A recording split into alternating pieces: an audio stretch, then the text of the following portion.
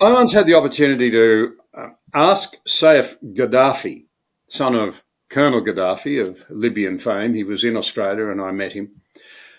Whether, and I use the words, a practicing, believing Muslim could really embrace the idea of democracy, or whether they actually believed in a theocracy. And he said, we plainly believe in a theocracy. You don't need the machinery of democracy. This is a shorthand answer. It took him half an hour to deliver it.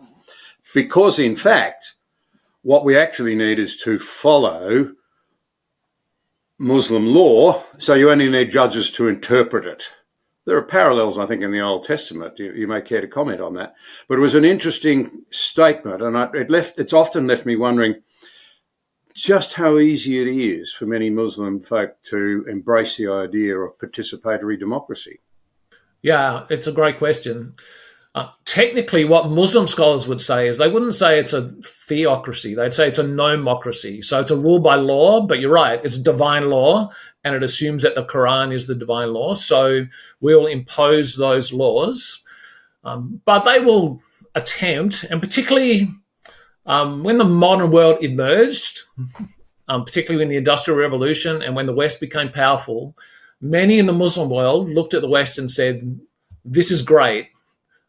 We want the benefits, but we would like to be Islamic. And so there's been the project, it's called Islamic modernism, trying to reconcile traditional Islam with the modern world. And Muslims have been trying to do that for a long time. And part of that project is, can democracy work with Islam? And you'll have a range of people who try and pull it off.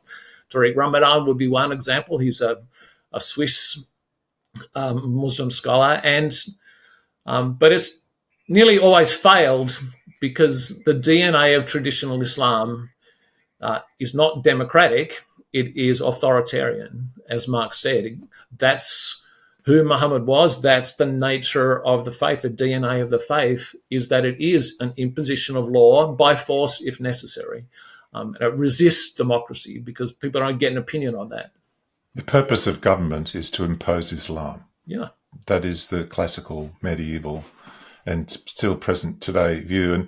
And the more radically minded brethren amongst Muslims regard democracy as a kind of idolatry, or shirk, as it's called. That is, it's giving people authority over their affairs when only God should have authority. Only God should make laws, not people. And so it's considered to be an idolatrous practice. This is by Al-Qaeda and ISIS and all those radical groups. Hamas would have the same view.